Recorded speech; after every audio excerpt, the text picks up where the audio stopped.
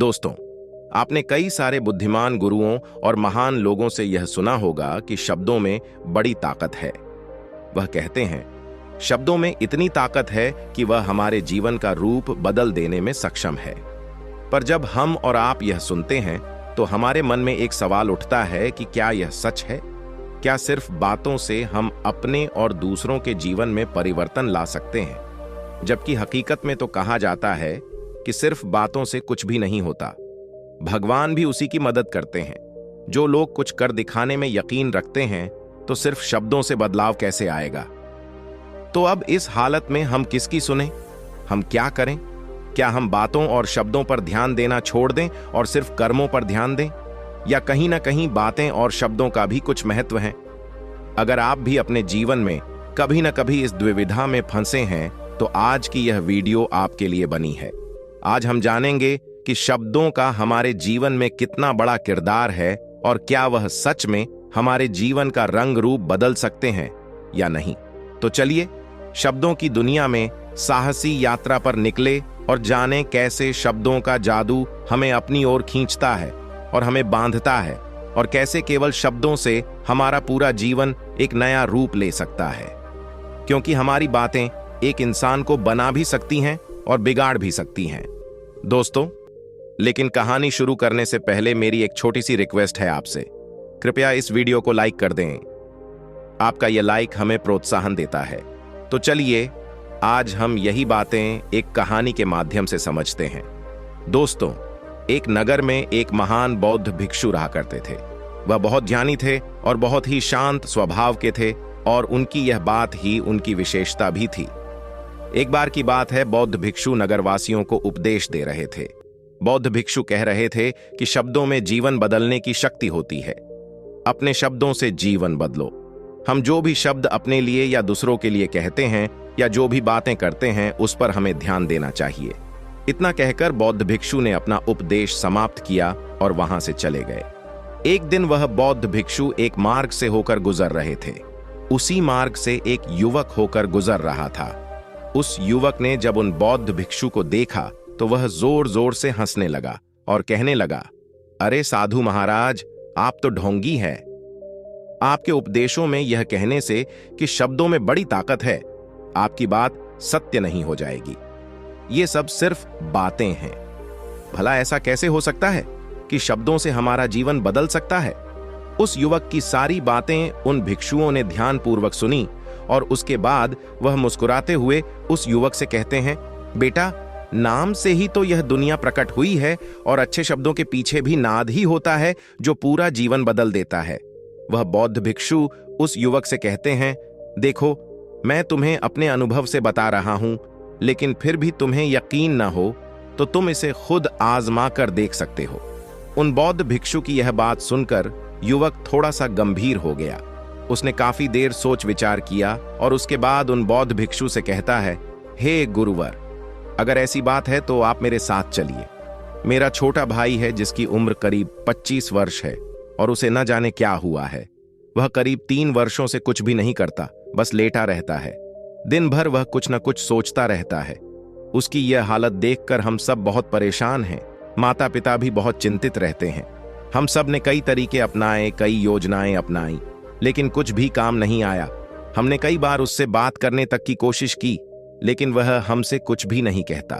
परिवार का हर एक सदस्य पूरी तरह से थक चुका है, हार चुका है। आखिर वह क्या करना चाहता है? किसी को कुछ नहीं पता तो हमारे शब्दों से उसका जीवन क्यों नहीं बदला? और जैसा कि आप कह रहे हैं कि शब्द सचमुच जीवन बदल सकते हैं, तो क्या आप मेरी मदद करेंगे? इस पर बौद्ध भिक्षु मुस्कुराते हुए उस युवक के साथ चल पड़ते हैं। वह युवक उन बौद्ध भिक्षु को एक खेत में ले जाता है और अपने भाई की तरफ इशारा करके कहता है, हे गुरुवर, यही मेरा भाई है जो पूरे गांव में आलस और मक्कारी के लिए मशहूर है। आप कहते हैं कि शब्दों में वह शक्ति है जो हमारा जीवन बदल सकती है, तो क्या आपके शब्द उसका जीवन बदल सकते हैं? अगर यह सत्य है तो आप इसका जीवन बदल कर दिखाएं। उन बौद्ध भिक्षुओं ने उस युवक के भाई को ध्यानपूर्वक देखा। वह एक पेड़ की छांव में आराम से सो रहा था। जब बौद्ध भिक्षु उस युवक के भाई के पास पहुंचे और आराम से उसके सर पर हाथ फिराते हुए कहते हैं, उठो बेटा, बहुत देर हो चुकी है। ये सोने का समय नहीं, ये तो जागने का समय है। उन बौद्ध भिक्षुओं की आवाज सुनकर वह लड़का थोड़ा सा अचरज में पड़ गया। आखिर कौन है जो मुझे इतने प्यार से जगा रहा है, वरना सभी गांव वाले तो मुझे आलसी और मक्कार ही कहते हैं। आखिर कौन है जो मुझे इतना अपनापन दिखा रहा है?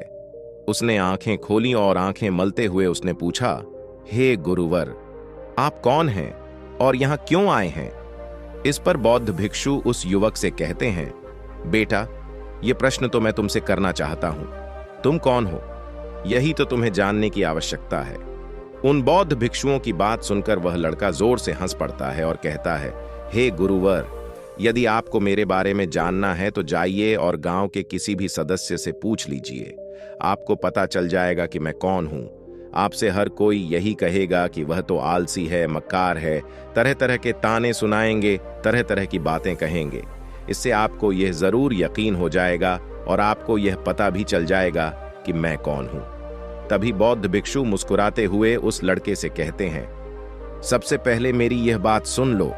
मेहनती इंसान के खुद के शब्द उसे अंदर तक चोट पहुंचाते हैं, इसलिए कभी भी अपने आप को कोसो मत, अपने शब्दों को सुधारो। और मेरी यह दूसरी बात भी सुन लो। मैंने उन गांव वालों से नहीं पूछा कि तुम कौन हो, मैं तुमसे पूछ रहा हूं कि तुम कौन हो। लेकिन तुमने तो अपनी आदतें मुझे बताई।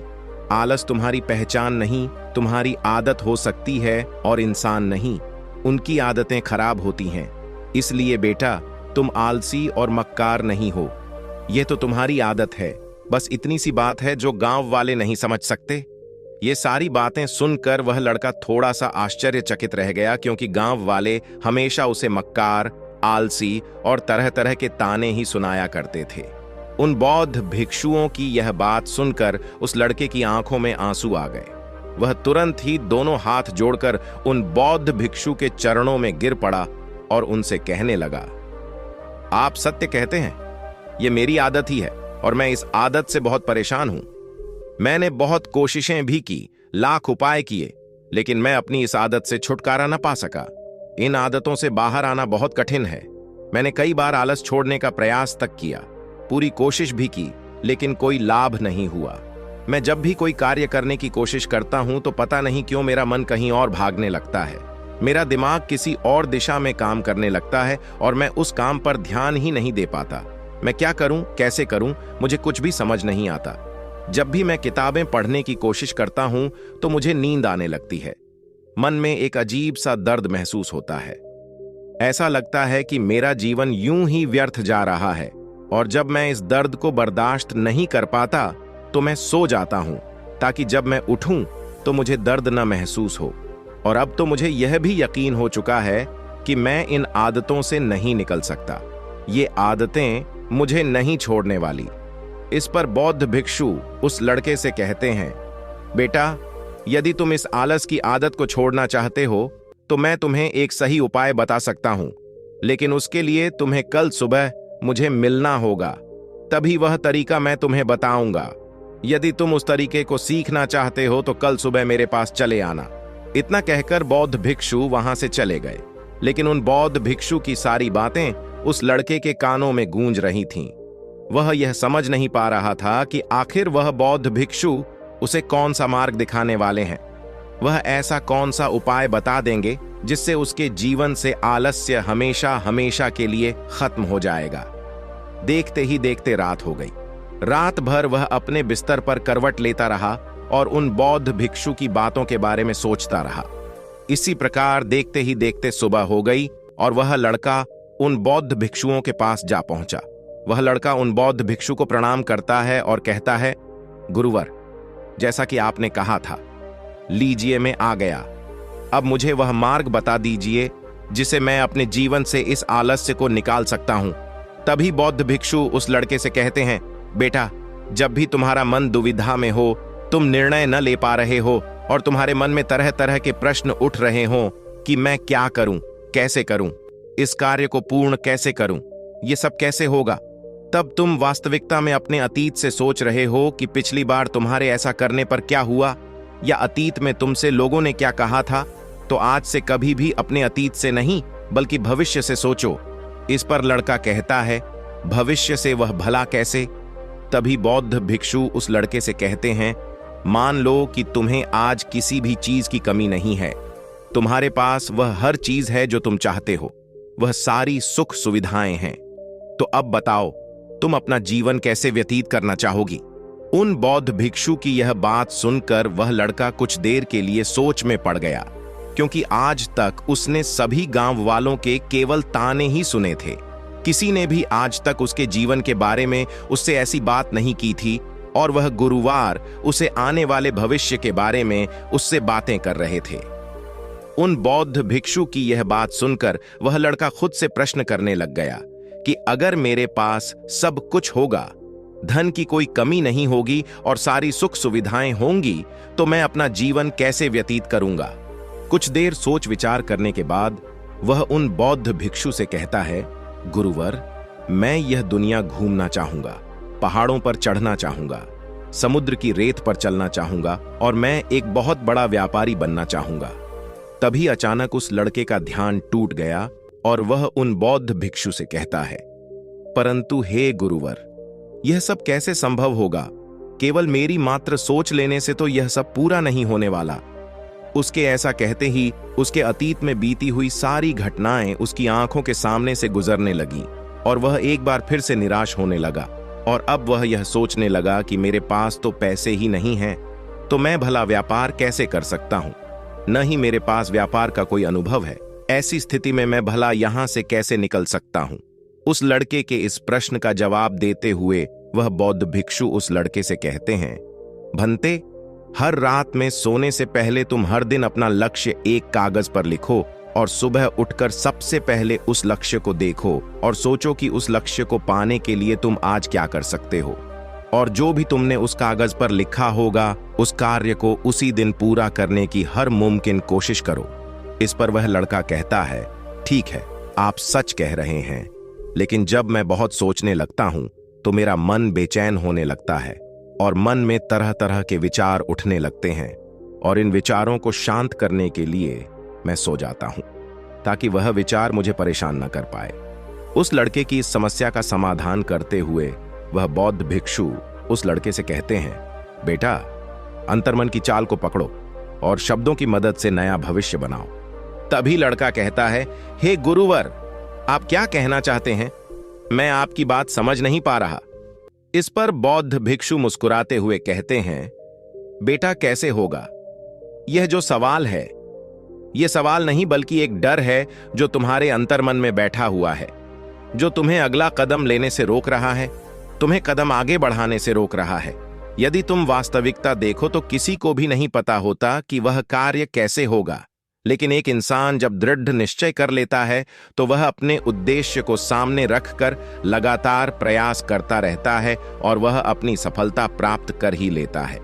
तभी वह लड़का उन बौद्ध भिक्षु से कहता है कि हे गुरुवर, अगर ऐसी बात है तो मन में बार बार चिंता क्यों होती है? मन बार बार बेचैन क्यों हो उठता है? इस पर बौद्ध भिक्षु कहते हैं, बेटा, क्योंकि तुम्हें डर है कि तुम कमजोर हो। तुम्हारे अंतर्मन में बैठा है कि तुम में कुछ कमी है, तुम किसी काम के नहीं हो, और यही कारण है कि तुम कोशिश करने से डरते हो, क्योंकि तुम्हारा अंतर्मन हमेशा तुम्हें रोकता रहता है। जब भी तो कोई कार्य शुरू करना चाहते हो, तुम्हारा मन तुमसे पहले कह देता है, इससे आगे मत बढ़ना, अन्यथा तुम हार जाओगे, और इसी कारण तुम्हें चिंता होने लगती है, तुम्हारा मन बेचैन होने लगता है। तभी वह लड़का कहता है, गुरुदेव, आपने जो कुछ भी कहा वह बिल्कुल सत्य है, लेकिन अब आप ही मुझे बताइए कि मैं इस परेशानी से बाहर कैसे निकलूं। इसका जवाब देते हुए वह बौद्ध भिक्षु उस लड़के से कहते हैं, बेटा, इस समस्या का समाधान बहुत ही आसान और सरल है। तुमने देखा होगा कि अक्सर ही हम अपने आप को दोष देते रहते हैं, अपने आप को तरह तरह के अपशब्द कहते रहते हैं जो हमारे अंतर्मन में जाकर बैठ जाते हैं और वही हमें आगे बढ़ने से रोकते हैं। और इन शब्दों का हम पर बहुत गहरा प्रभाव भी पड़ता है, क्योंकि जैसा हम खुद से कहते हैं, जैसा हम पूरी भावनाओं के साथ सोचते हैं, हम वैसा ही बनते चले जाते हैं। इसलिए यदि तुम खुद को बदलना चाहते हो तो कि तुम भी काबिल बन सको, तो तुम्हें अपने अंतर्मन को नए संदेश देने की जरूरत है। जैसे कि मेरे शरीर का हर एक कण, हर एक हिस्सा, हर एक विचार शांति और ऊर्जा से भरा हुआ है। मैं दृढ़ संकल्प और आत्मविश्वास के साथ हर दिन के लक्ष्यों को पूरा करता हूं। मैं अपनी कमजोरी को अभ्यास में बदलता हूं, चिंता को ध्यान में बदलता हूं। मैं उत्साह और ऊर्जा से भरा हुआ हूं, लगातार अपने लक्ष्यों पर काम करता हूं। ऐसे शब्द जब तुम खुद से कहोगे तो तुम शक्तिशाली महसूस करने लगेंगे और तुम्हारी सारी चिंताएं खत्म होने लगेंगी, क्योंकि यही शब्दों की ताकत है। वह तुम वही बना देंगे जो तुम खुद से कहोगे। तुम जितनी भावना के साथ यह वाक्य बोलते हो, उसे महसूस करते हो, उतनी ही भावनाओं से यह शब्द तुम पर असर करना शुरू कर देंगे। धीरे धीरे यह शब्द तुम्हारे मन और व्यक्तित्व की सोच का हिस्सा बन जाएंगे। लेकिन मेरी एक बात याद रखना कि तुम्हारा अंतर्मन इतनी आसानी से हार नहीं मानने वाला। जब तुम आगे बढ़ोगे तो मौका मिलते ही वह तुम्हें पीछे खींचेगा। तुम्हारे अतीत के बीते हुए सारे कड़वे अनुभव तुम्हें याद दिलाएगा, ताकि तुम डर जाओ और एक बार फिर से अपने लक्ष्य का पीछा करना छोड़ दो। लेकिन तुम्हें इसकी चिंता नहीं करनी है। उन सकारात्मक शब्दों के कारण तुम्हारा मन सकारात्मक विचारों को स्वीकार करने लगेगा। और वह बौद्ध भिक्षु उस लड़के को चेतावनी देते हुए कहते हैं, मेरी एक बात और याद रखना कि तुम्हारा ध्यान आलस्य पर नहीं होना चाहिए, अर्थात तुम्हें कभी आलस नहीं मिटाना, बल्कि तुम्हें एक नए भविष्य का निर्माण करना है, एक नए व्यक्तित्व का निर्माण करना है। तुम्हारा पूरा ध्यान केवल इस पर ही होना चाहिए। उन बौद्ध भिक्षुओं की बात सुनकर लड़का कहता है, ठीक है गुरुवर, आप जैसा कहते हैं मैं वैसा ही करूंगा। तभी वह बौद्ध भिक्षु उस लड़के से कहते हैं, बेटा, अभी तो मैं इस गांव से जा रहा हूं, लेकिन कुछ सालों के बाद मैं वापस आऊंगा। इतना कहकर बौद्ध भिक्षु वहां से चले गए और वह लड़का अपने घर लौट गया। लेकिन अब उस लड़के के मन में तरह तरह के विचार चल रहे थे। वह लड़का यह सोच रहा था कि अगर मैं अपनी मनपसंद जिंदगी जीने लगूंगा, अगर मैं दुनिया घूमने लगा, नए लोगों से मिलने लगा और अपनी पसंद का काम करने लगा, तो मेरी जिंदगी कैसी होगी। उस बात को ध्यान करके उसने एक कागज पर अपना लक्ष्य लिखा और लिखकर सो गया। अगली सुबह जब उसकी आंखें खुलीं तो उसने उस पेपर पर लिखा हुआ लक्ष्य एक बार दोहराया। उसके बाद वह कुछ देर के लिए शांत हो गया। तभी उसे उन बौद्ध भिक्षु की बात याद आई कि तुम अपने लक्ष्य के लिए आज क्या कर सकते हो। उसने खुद से सवाल किया कि मैं आज अपने इस लक्ष्य को प्राप्त करने के लिए क्या कर सकता हूं। तभी उसे एक बार फिर से उस पेपर की तरफ ध्यान दिया। उस पेपर पर लिखा था कि मैं बाजार जाता हूं और लोग व्यापार करने की कौन सी चीजें, कौन से सामान लेकर आते हैं।